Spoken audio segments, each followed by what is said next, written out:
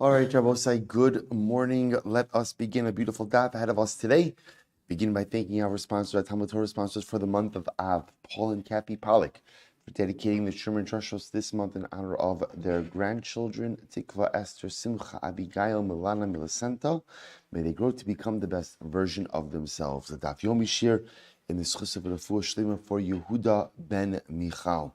And our week of learning sponsors, Jeff and Karen Cohn, the creation of the Artzat of Karen's mother, Mrs. Clara Axman. We hope that in the merit of our Talmud Torah, all of the neshamas will have an aliyah, the families in Nechama, and all those who need a refuah should have one together with Kol Cholei Yisrael. With that, let us begin. We have a lot to do today, a beautiful daf ahead of us today. Today's daf is Mem Dalid, 44. And we are picking up Emir Hashem on Mem Gimel Amud Beis, 43b. 2, 4, 6, 8, 10, 12, 14, 15 lines up from the bottom. Umigva me'emas. So, Bose, if you remember again, in yesterday's daf, we were speaking about the idea. We were introduced to the Mishnah on Amud Beis, where the Mishnah was talking about essentially the idea about at what point in time does a father remain entitled to collect his daughter's ksuva. So the Mishnah highlighted a machlokes between the Tanakama and Rabbi Yehuda. Now, the Mishnah actually, interestingly enough, was set up as dealing with two marriages. The first one from which she was divorced, the second one from which she was widowed. Okay, the Gemara explained why it is that we have that particular setup. But here's what's interesting. What's interesting is the Mishnah seemed to indicate to us that halacha lamaisa, the ksuva obligation is intact in some form already from Erison. That was the takeaway from the Mishnah, which is quite interesting, and the Gemara is going to analyze that a little bit more. So the Gemara asks a question, Mikva me'emas gavya. At what point in time is the ksuva collectible? Now, what does that mean? If you look at Rashi almost right across, Mikva me'emas gavya, kilomar, le'inyan zichiyah da'av, daha chazilan, da'lav basar, Erison azlinon, afil Rabbi Yehuda kediktani, mod Rabbi Yehuda b'ma'aris pito bagra, so Rashi points out over here, and we're going to clarify this point as well, even though from the Mishnah, it sounds like that from Erisin, there may be a ksuva obligation. We know that in fact, halacha lamaisa, the ksuva obligation is really only going to begin from the time that the ksuva is written. The Rebbe say, this goes back to something you've already alluded to, and we'll get into greater depth in not a little bit, but later on in this Masechta. When we think about a ksuva, what do we think about? What do you think about? A document called the Kesuva, right? You sit down at the chassan stish, you write the Kesuva. We're going to see that the concept of Kesuva, or the obligations of a Kesuva, could potentially exist even independent of a document. In fact, we're going to see that there were communities that never wrote Kesuva documents. They never wrote documents. But Lamaisa, the Kesuva obligation still remained intact. We're going to discuss that a little bit.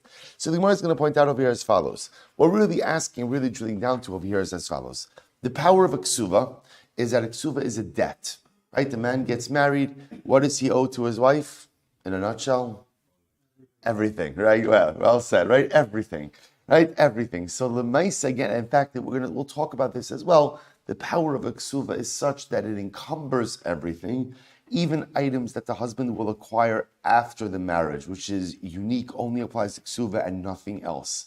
The other part of the ksuva is because the husband owes everything to his wife, his entire estate is encumbered. So there's a lien against his entire estate in order to satisfy the ksuva. So the Gemara says over here, essentially, halacha lemaisa, let's say husband dies, and now wife wants to collect her ksuba. Let's say for argument's sake, over the course of the marriage, the husband sold off every single piece of property.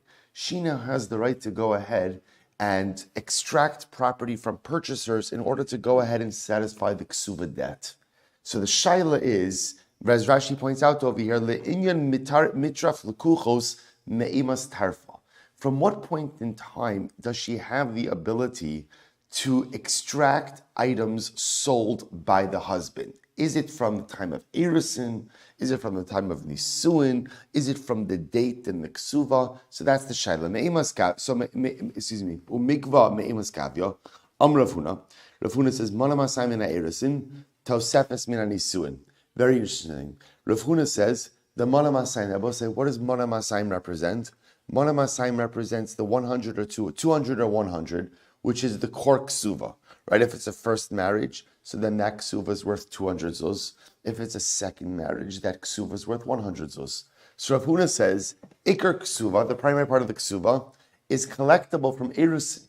In other words, the lien on the husband's estate for the Iker ksuva is there as of erusin. Tosefes. What's Tosefes? Additional amounts. I will say now by Ashkenazim, we don't really do this. By Sfardim, even today, they still do this, where they will write into the ksuva additional amounts. What additional amounts? Whatever you want it to be. Let's say the chassan is fabulously wealthy and he wants to promise his wife the world, so he can go ahead and write his money. So Rav Huna makes this interesting distinction. The Iker ksuva is collectible as of erusin and any additional amounts over nisuin, right, by nisuin. So therefore, I will say, when the wife comes to collect the ksuva, where she's coming to collect Iker ksuva, she has a lien against her husband's estate and can go ahead and repossess property from purchasers to satisfy the Iker ksuva as of the date of erusin, Tosefes nisuin. Ravasi said no. Ravasi said no. The date, in other words, when it comes to ksuva, the lien against the husband's estate is only as of nisuin. Only as of nisuin, and that applies to both amounts, Iker ksuva as well as Tosefes. Umi Amar Rav Huna Hachi. Did Rav Huna really say this? So Rav say, interesting case. Hotzia alav shtei ksuvos achal shel masayim v'achal shel shlosh meos. Watch the following case. Rachel's married to Ruvain, and Rachel produces two ksuvas. Ksuva number 1 is worth 200 zuz, and ksuva number 2 is worth 300. Oh, so before we go on, take a look at Rashi. Echad zevei echad zemin anisuin. Rashi says, Dehi gufa machla l'shibuda kama v'nisratza bizman ha'kaso b'shtar ha'ksuva kichol ha'mefurash ba bein ikar bein tosefes.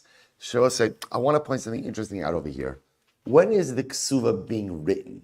When is it being written? It's being written bepashtos at the time of nisuin. That's when it's being written. As I mentioned before, there's a concept, however, that the obligation of ksuva is chal by erusin. So in other words, what you have over here essentially is as follows. You have a lien that is created as of the time of erusin, but a document that is dated as of the time of nisuin. Just to go back for just a moment, so Rav Asi, so again, Rav Huna therefore says, she could collect Iker Ksuva as of the date of erusin, and Tosefes as of the date of nisuin. That's Rav Huna. Rav Asi essentially says, what happens over here is, she forgives, she has the lien as of the time of erusin. Then once she gets that ksuva with a date in it, she has a document, she is mocheles on that earlier lien. She forgives it because now she has a document. A document is solid, a document has a date, the document is a shtar, and therefore she forgives the earlier lien.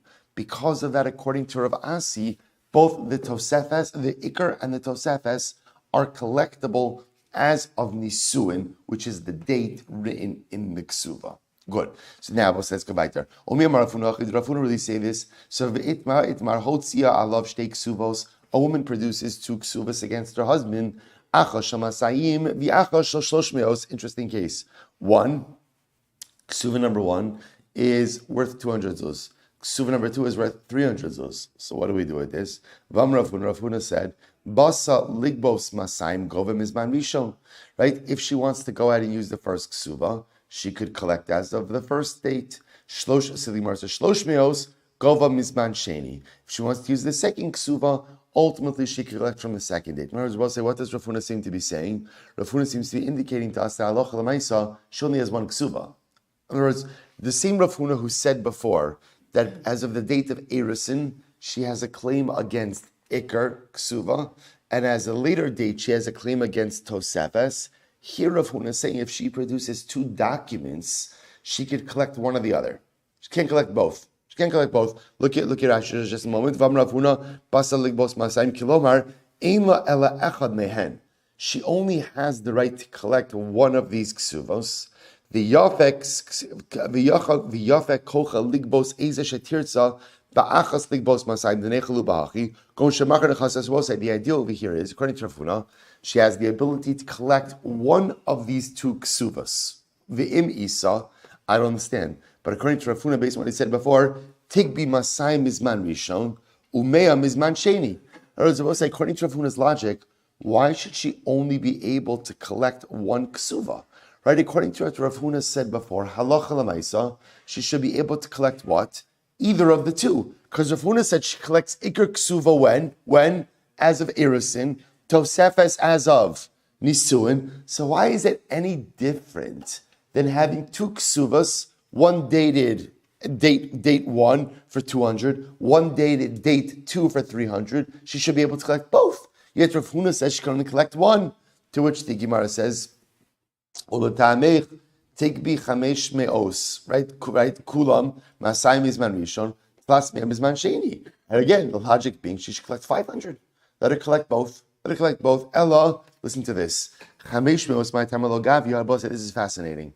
Why does, according to Rav Huna, why can't she collect 500? Right? Why? As of date number 2, let her just collect a total of 500. Why can't she do that? Kevan delo kasavla savisi vaosifis lach tlas mea amasayim. So I will say, listen to this. How are these documents written? These documents are not written that I hereby give you a ksuva of 200, right? And now I'm also adding on a ksuva of 300. It doesn't say that. What does it say? How does he write it? It's written as, here's a ksuva of 200, and here is a ksuva of 300. Two independent, unrelated documents. So watch this.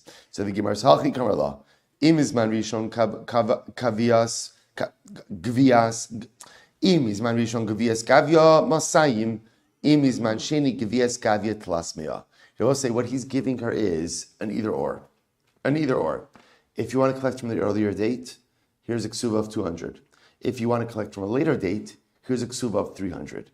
But I will say, see, here's what's interesting. Just to understand what's happening over here, what is he trying to do?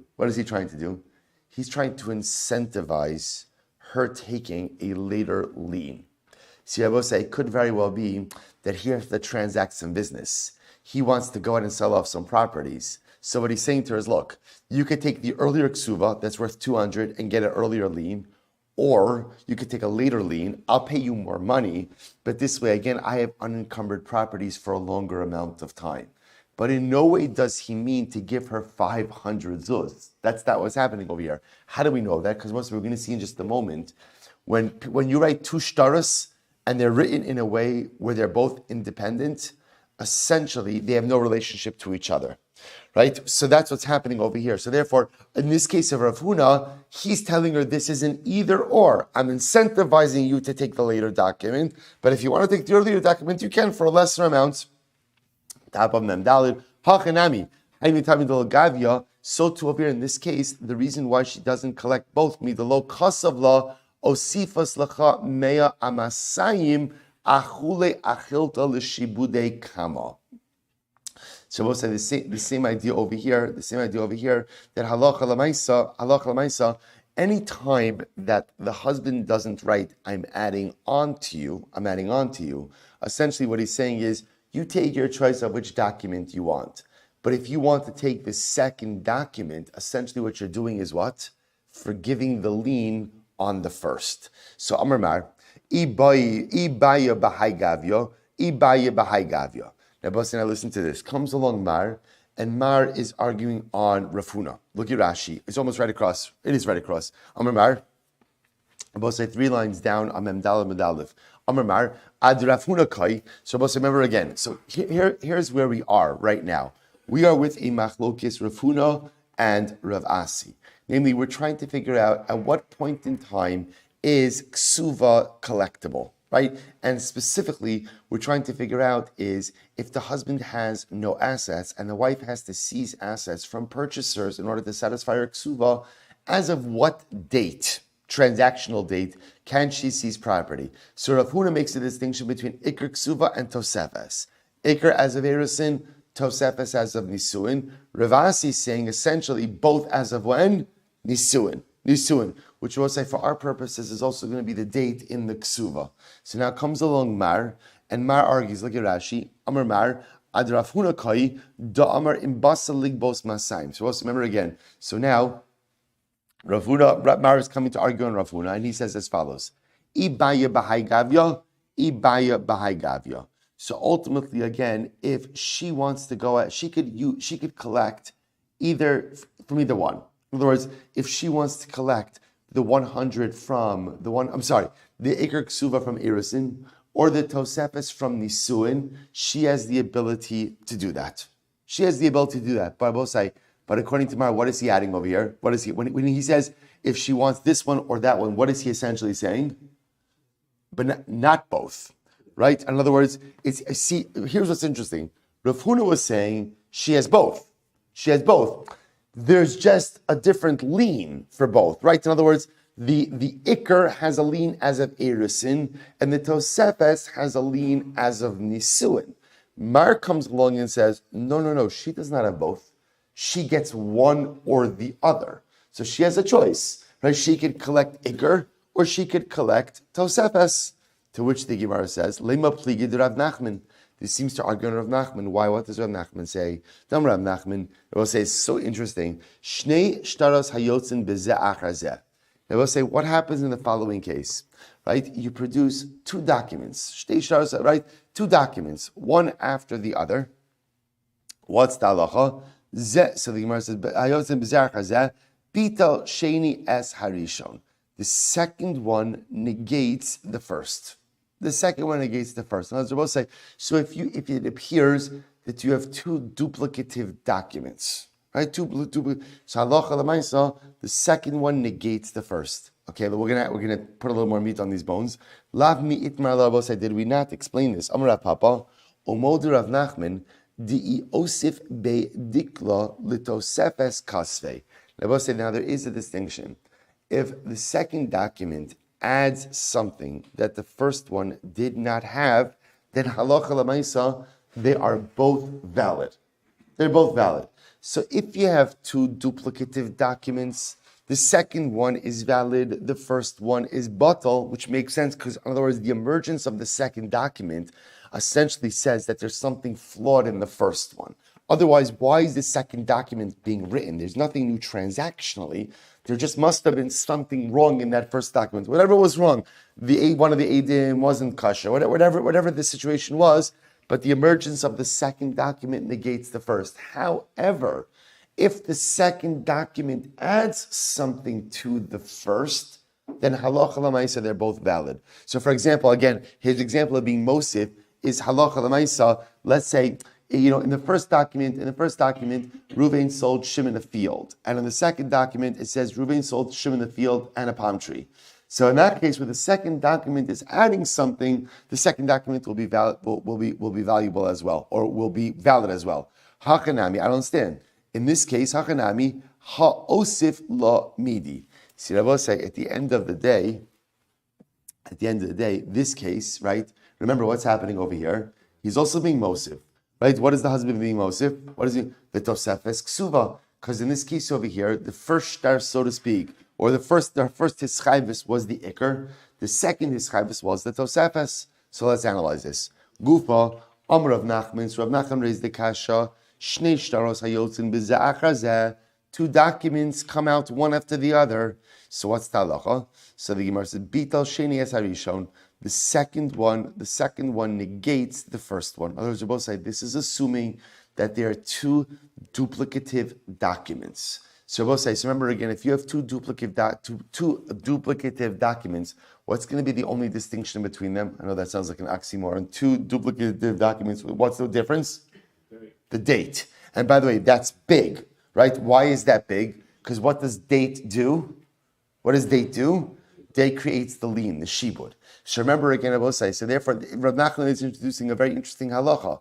So you have a case where Reuven produces a document that says that Shimon produces a document that says he purchased the field from Reuven. And he goes ahead and he produces two different documents. One is dated the 22nd of Av, and one is dated the 23rd of Av. They contain the same information. Rav Nachman says the second one is valid, the first one is invalid, which Rabbi say then means that the lien that ultimately again Shimon will have against Ruvain is as of the 23rd of Av. So however, Amar Papa again Umod Rav Nachman the Osif Beidikle Beizama Dikle Litosef as Kasve. But Rav Nachman will agree that halacha l'maisa, if there's something additional in the second document, then ultimately, again, the second document was not there to replace the lien of the first, but rather was there to add something transactional. I'll point out, why do they use the example of a palm tree? Because the sale of one palm tree, it sounds like, would have been insignificant. I don't know, like I'd love to own one palm tree because we don't have any palm trees. But Lamaisa, the Gemara uses that as even like an insignificant addition. In other words, so if you see that there is some type of addition, albeit insignificant, halacha Lamaisa, that will then give validity to what? To both documents, right? So now I understand the lien is not trying to be replaced, but rather something being added transactionally. So the Gemara says as follows. Right, look at Rashi, by the way. Litosefes kasve, you see Rashi? V'lo levatule kama. See, I will say, if something is being added by the second document is not coming to replace the first. It's coming to add on to the first. Ela di'i mizman sheni asil migbi. I'm sorry. V'lo levatule lekama. Ela di'i mizman sheni asil migbi. Likne ikar v'tosefes v'inechale bekama. Okay, I'm sorry, that's actually going on the piece before. To which the Gemara says, so pshita, so we'll say, let's analyze this piece. So we'll say, I'll just point out in the Kesuva conversation, so the way we would view these two documents through this lens of Rav Nachman, or I should say of Rav Nachman is as follows. Rav Nachman normally says that Allah Chalamais, if you have two documents that are duplicative, the second overrides the first. So let's keep to this. We'll go back to Ksuva in just a bit. So let's analyze. So Pshita, the Gemara says Pshita, Rishon Mecha B'Sheni Matana. Let's say the following situation. Very interesting. Here's the case. Ruvain sells a field to Shimon. Okay, they drop a document, all is good. There are two documents that are produced. Document number one is Mecher, is a sale document. Document number two, interestingly enough, is written that says that Reuven gifts the field to Shimon. So document number one is a sale document. Document number two is a gift document. Same field, same information, just first is a sale, second is a gift. So I will say, so now, what do we do with that? This is actually quite interesting. So the Gemara says, Pshita Rishon Mecha V'Sheni Matana. That works. Do you know why? What is the second document coming to do? Liyapos Kol Hu de Kasavle Mishum Dina de Bar Metzora. The boss say this is fascinating. It's coming for what purpose? In other words, if Reuven already sold the field to Shimon, why would he also be writing a gift document? Because the Rebbe say gift document is helpful. Why? Because of Dina de Bar Metzora. The Rebbe say, listen to this. Dina de Bar Metzora says as follows. When you go ahead and you sell your property, your neighbors have right of first refusal. That's called Dina de Halacha de Bar Metzora. Bar Metzora is a neighbor, someone who borders you, which makes sense, right? Because if, again, my neighbors have right to first refusal, they have to pay whatever I'm asking, right? They have right of first refusal because halacha l'maisa, my property represents something unique to my neighbors, which they can't acquire anywhere else. And therefore, Abu say, halacha l'maisa, so let's say, again, Reuven wants to sell to Shimon. Shimon's not a neighbor. So Levi is Reuven's neighbor. So technically speaking, Levi should go ahead and get right of first refusal.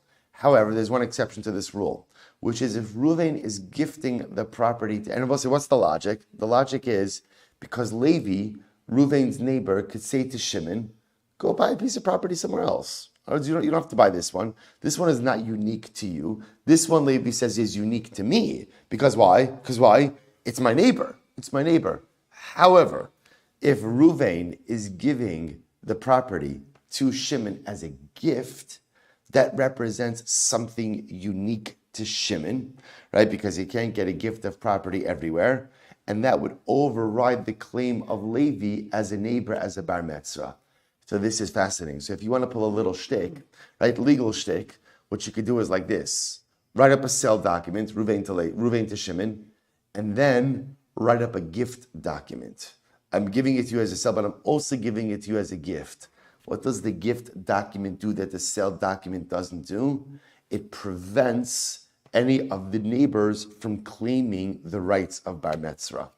Fascinating. Look at Rashi just a moment. Liafos kocho. Rashi says over here, Liafos kocho kasvei v'inami lo osif bei lo bitalas harishon. So say in this case, so the first document is where Reuven sold the field to Shimon. The second document is where Reuven is gifting the field to Shimon. Then I will say, has Reuven added anything in document number 2? Has he added anything?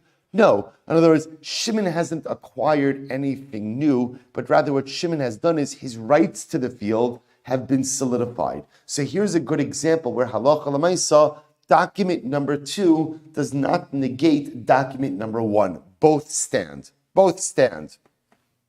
The chol shekain, all the more so the Gemara says, the chol shekain rishon b'matana v'shen b'mechar. They will say, what if Reuven wrote the first document as a matana? In the first document, he conveys a gift to Shimon, and in the second document, that's a document of sale. Why does that work? Darminar mishum dina de balchov hu de kasav kain. See, I will say, in that case, halacha l'maisa. So remember again, if you already gifted it, then why does he sell it? Because I will say, remember again, if you gift property to someone, Reuven gives property to Shimon, and then Reuven's creditors come and seize the property from Shimon, what recourse does Shimon have? 0. It was a gift. Oh, but if Shimon is a purchaser, then what recourse does he have? Again, he can go back after Reuven for restitution. So therefore, I will say, if the first document was a gift document, Reuven gifted property to Shimon, and then he goes ahead and writes a document of sale, of course that works as well, because that gives Shimon recourse in a situation where creditors seize the property. Look at Rashi Din in the Bachov.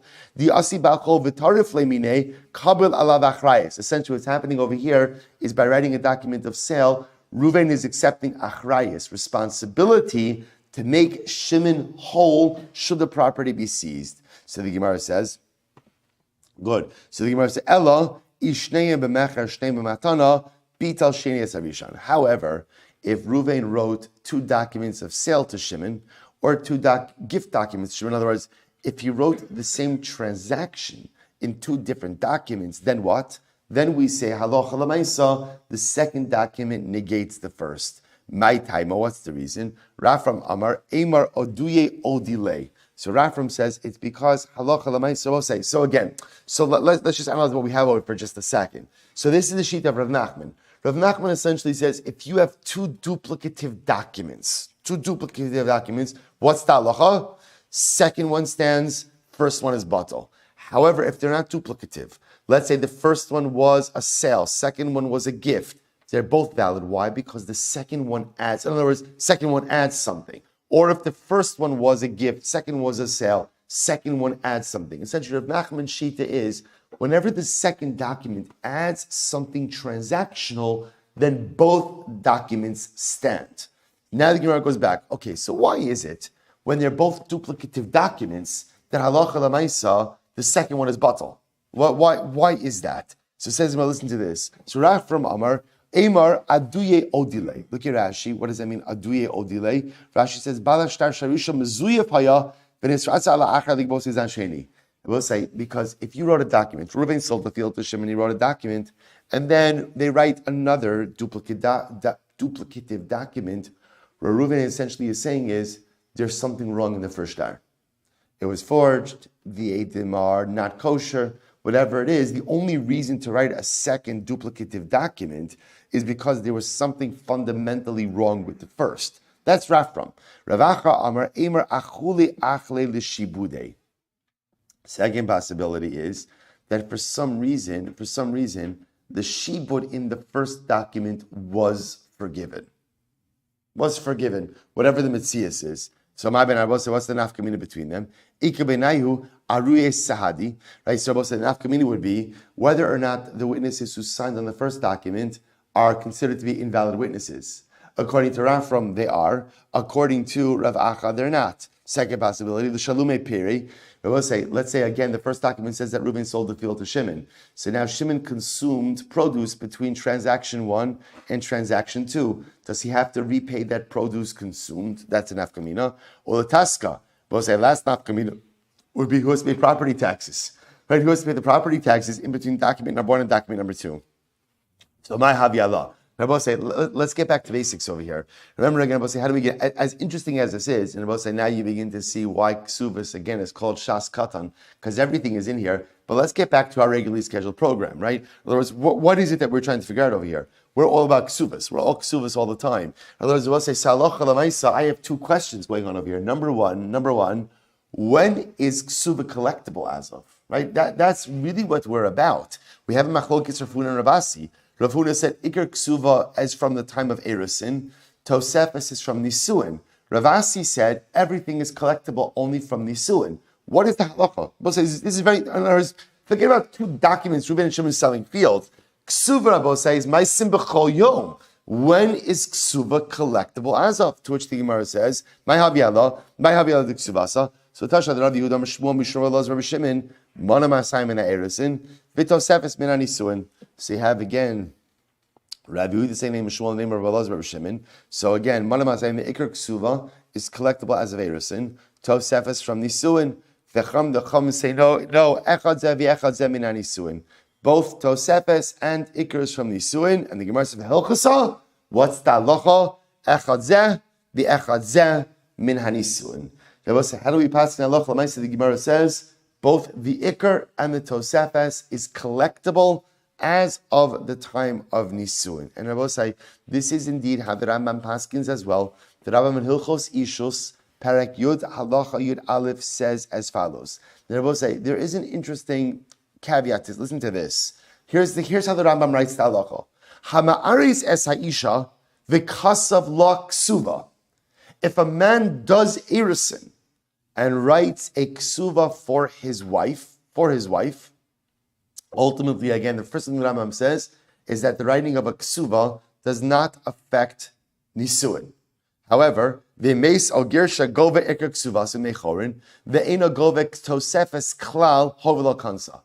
So therefore, if he dies in Erusin and they never do nisuin, halacha l'maisa she could collect tosefes, iker ksuva.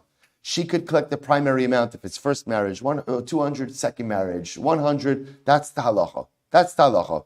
However, the Rambam says, if a man does Erusin but did not write a ksuva, and then he dies, halacha l'maisa, she has nothing. She has nothing. So the first thing I will say the Rambam is teaching us is that Erusin by itself does not generate a ksuva obligation. If a husband obligates himself to a ksuva, okay, you can obligate yourself to whatever you want. But Lamaisa Erusin by itself does not generate a ksuva obligation. Right? However, again, I will say, halacha l'maisa, shelo tiknu la ikar ksuva ad shetinase or ad sheyichtov. Rabbi say, so again, if a man does not proactively obligate himself to ksuva, when does the ksuva obligation kick in? Both for ikar as well as whatever tosefes you want to promise. When does that kick in? Nisuin. So I'll say that's how he paskin. Halacha l'maisa, you can obligate yourself from Erusin, but let's assume we're not talking about when does ksuva become an enforceable obligation from the wife to the husband.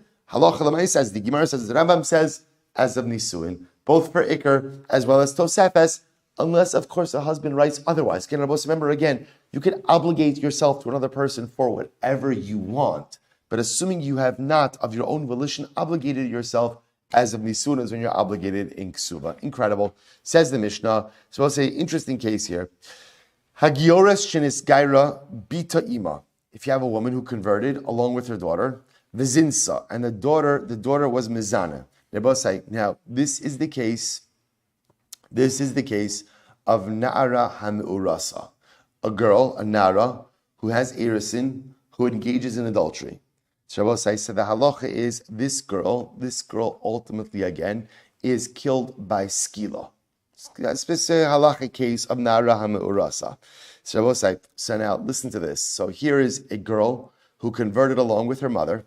The girl, right, converted, and now she had Erisin, and now she was Mizana. What's the halacha? Harei zu b'chenek. Ultimately, again, she's not killed with skila, like a regular Nara Murasa, but rather she's killed with chenek. Now, the reason for that is we're going to see because she is a giores. She's a giores, she's a convert.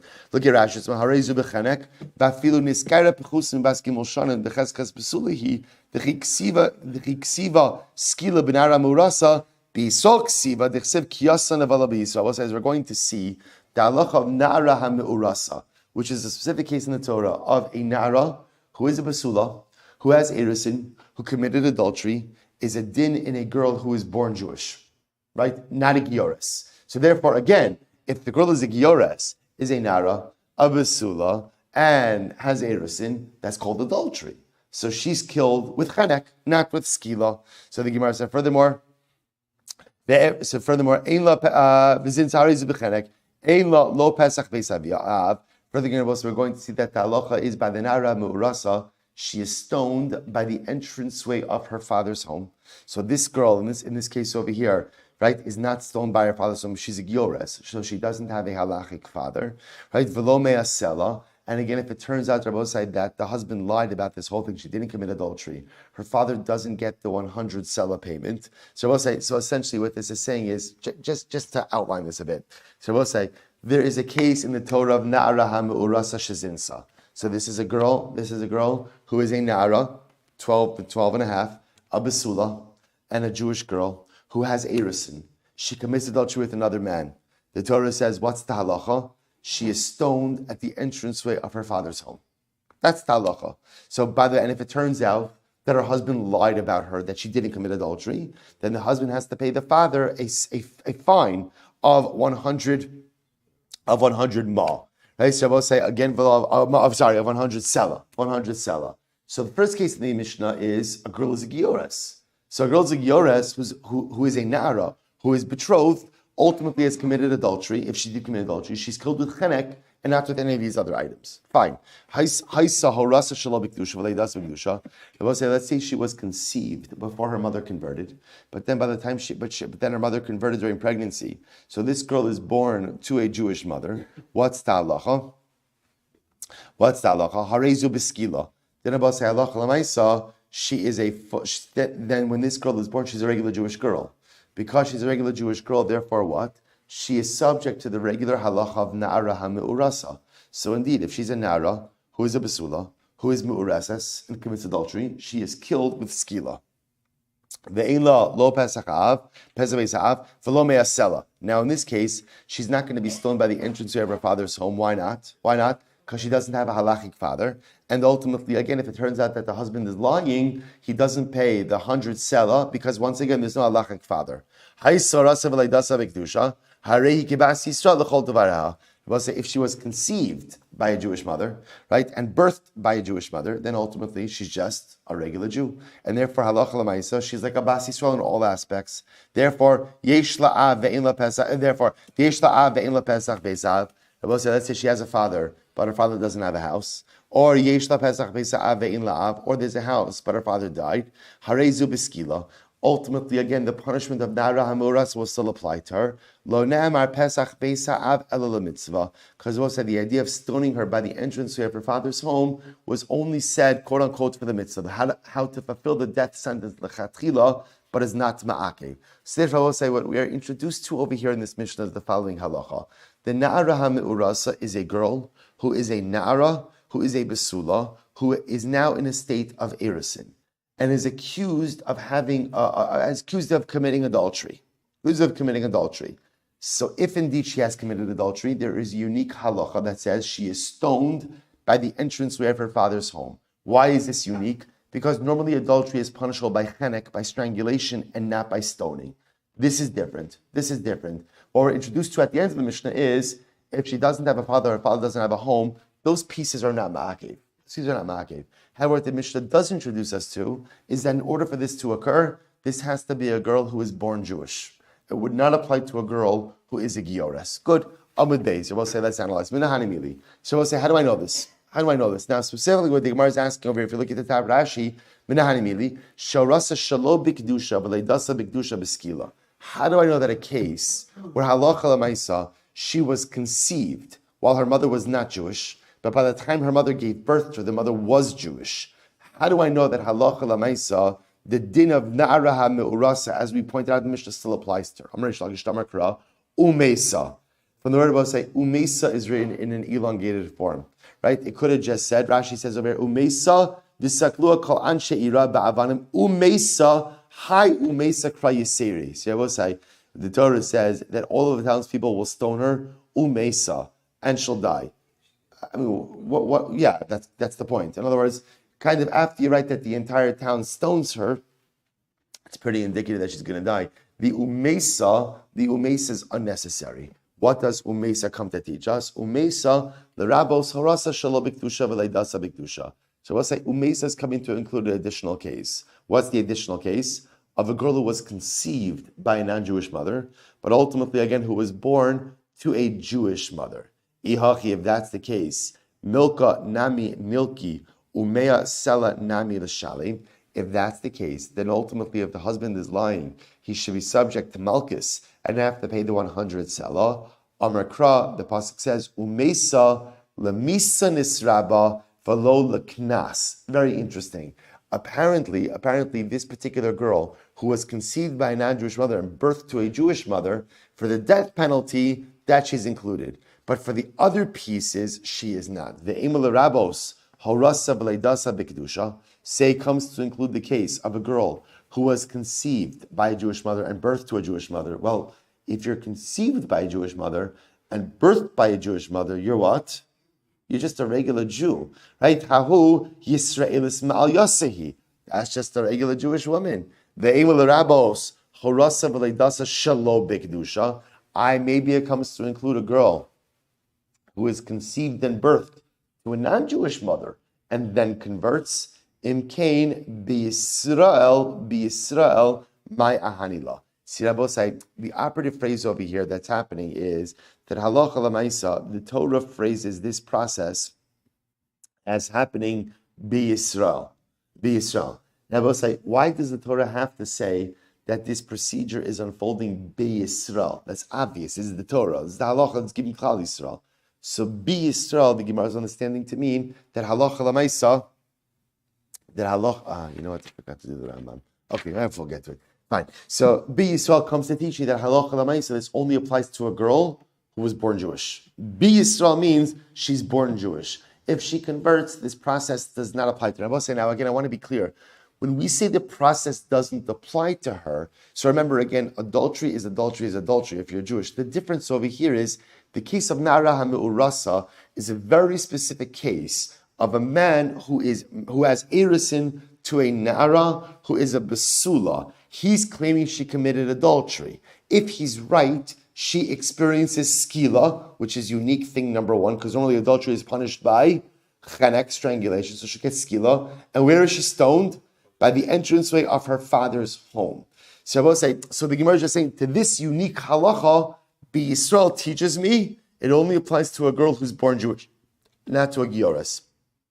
So it's interesting. Amar B'Yosef Yachanina, Hamotzi Shemra Ali Yisoma Potter. Was about the following case. Let's say a man goes ahead and is Motzi Shemra. So both say, so he's married to this girl, or he gets married to this girl, and he claims that she is not a basula. This is the case of Motzi Shemra. A man gets married, get married, first after she's not a basula. Now we'll say, let's say he's making this claim against a Yisoma, and it turns out that he's lying. So we'll say, generally, what's the halacha when you make a claim, when you're Motzi Shemra? Ultimately, again, generally, the halacha is you have to pay a fine to the father. You're never allowed to divorce the wife. So in this case, he's pater. Why? Shneimar v'nasnu la'avi hana'ara. Because the pasuk says, v'nasnu la'avi hana'ara. Generally, again, you have, right, the penalty is 100 mea kesef, 100 kesef. You have to pay to the father. But over here, what? Over here, there's no father. Prat lazu she'ein la'av. Massive Rabbi Yossi bar Avin, Vitin Rabbi Yossi bar Zvida. So Rabbi Yossi bar Avin, Rabbi Yossi bar Zvida raised the kasha. V'ima'in yima'in avia. So we'll say, so remember again, this is all the same. So the pasuk over here says, V'ima'in yima'in avia l'sita lo kesef yishkol kimor habasulos. So say, so this is the case of onis and mefata, right? So let's say again, going back a little bit to our previous sugyas of seduction or violation. Let's say the father does not want his daughter to marry this guy. So if the father refuses, l'rabos yisoma liknas. Rabbi say this comes to go ahead and include the yisoma for knas. Now we'll say, now what does this mean? What does this mean? Still Rabbi Yosef Lili. So we'll say, so interestingly enough, Rabbi Yosef Lili says ve'ima'in yima'in aviha. What does he learn from this? See, Rabbi say, when you look at this pasuk, you would assume the only time you get the knas is when there's a father, right? Because the pasuk says if the father doesn't want to marry the girl off to this guy, then he gets the knas. So it sounds like it's only if the father does. If there's no father, there's no knas. No, the double lashon of ma'in yima'in tells us whoever refuses. Whoever refuses, if it's the father who refuses, or even if it's the girl who, let's say there's no father, and the girl herself refuses, halacha l'maisa, she gets the knas. What do you see from here?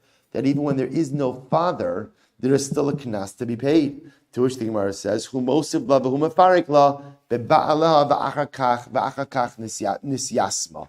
Could be the case here. It could be that halacha l'maisa, that the case of violation or the case of seduction occurred when there was a father alive, and the father died subsequently. So therefore, maybe that case is not a good raya. Now, I will just point out over here that, well, actually, we'll see the halacha in a bit. Oh, we don't really have a bit, but okay, let's do one more line. I'll tell you halacha. Rava says, chayiv. Rava says, not true. If you're motzi shemra on a yisoma, so we'll say, so remember again, this is the case of a man who's married to a yisoma. He's claiming that she's not a basula. It turns out that he lied. And therefore the Torah says, if you lie about such a thing, you owe a fine of 100 selah. So Rava says, even if there is no father, you're still obligated to pay the fine. Mimai, meditani ami. Ami said, Besulas Yisrael, below Besulas Gerim. Ultimately, I will say, because what was the drasha? The drasha was Besulas Yisrael, below Besulas Gerim. Now take a look at Rashi. Meditani ami kiyotzi shemra Besulas Yisrael, below Besulas Gerim. Besulas Gerim yisomahi. Now I will say, now here's what's interesting. The fact that you exclude Besulas Gerim. Watch this. So I will say, if you say that the equivalent case of Yisrael is chayiv, and I will say, every single giores is effectively what? Is interesting. Is effectively what? A yisoma, right? Why? Because she has no halachic father. So if you say the parallel case by Yisrael is chayiv, that's why I need a pasuk ultimately to exclude gerim. But if you say that a Yisoma, who's a Yisraelis, is Ptura, Hashta bi Yisrael Pater begerim mibai, then I will say if you're going to be Pater in a case of Yisrael, it goes without saying in a case of Gerim, you'll be Pater as well. As I will say, so therefore Allah Kalamaisa, Rabbi says it must be that in a case of Motzi Shemra, on a Yisoma, that you are going to be chayiv. And I will say, that is indeed, I'll just point out, because there begins a new sugya, that is indeed halacha l'maisa how the Rambam paskins. In Hilchos Nara Besula, halacha gimel, parakim halacha alf, listen to this. Hamotzi shemra bas yisrael v'nimsa davar sheker. I will say, if you go ahead, and a man gets married to a woman, he claims that she's not a basula, that's called motzi shemra, and it turns out that he's lying. What's the halacha? Loke, right? He goes in, first he gets malchus, now he has to get malchus, and he has to pay the father. Halacha l'maisa 100 me'asela. So we'll say, what if she's a yisoma? Watch this. The Rambam paskins halacha l'maisa.